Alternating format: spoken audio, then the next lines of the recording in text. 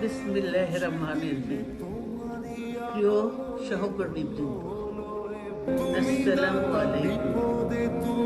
আজ দীর্ঘ 6 বছর পর আপনারা আবার একসাথে ফ্যাসিস্ট মুক্ত বাংলাদেশে একত্রিত হতে পেরেছেন। সেই জন্য আল্লাহর কাছে হাজার শুকরিয়া আদায় করছি। দীর্ঘ ফ্যাসিবাদী বিরোধী সংগ্রামে যারা শহীদ হয়েছেন এবং সম্প্রতি জুলাই আগস্টের ফ্যাসিবাদী শাসকদের নির্মম ভয়াবহ দমন নীতির কারণে গণহত্যায় যারা শহীদ হয়েছেন তাদের প্রতি আমি শ্রদ্ধা জানাচ্ছি। যারা আহত হয়েছেন তাদের প্রতি জানাচ্ছি আন্তরিক সমবেদনা। আমি চিকিৎসার কারণে যুক্তরাজ্যে অবস্থান করলেও আমি সব সময় আপনাদের পাশেই আছি।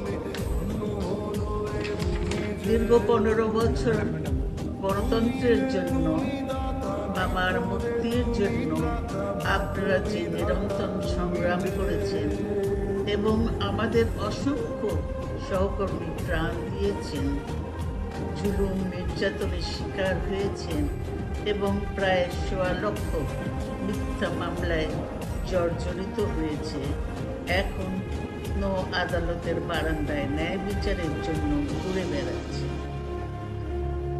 আপনাদের এ ত্যাগ শুধু দল নয়, জাতি চিরকাল স্মরণ রাখবে। দেশ আজ এক সংকটময় সময় অতিক্রম করছে।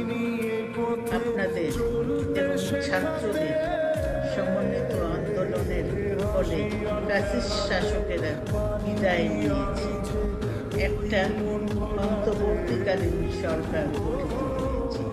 তাদের কাছে জনগণের প্রত্যাশা রাষ্ট্র মেরামতের ন্যূনতম সংস্কার দ্রুত সম্পন্ন করে গণতান্ত্রিক ব্যবস্থায় ফিরে যাওয়ার জন্য সকলের কাছে গ্রহণযোগ্য একটি নির্বাচন সম্পন্ন করা।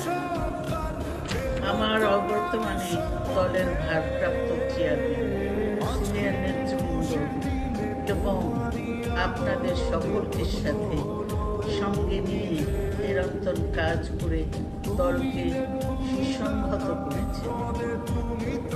আমি আপনাদের ধন্যবাদ জানাচ্ছি। আমি বিশ্বাস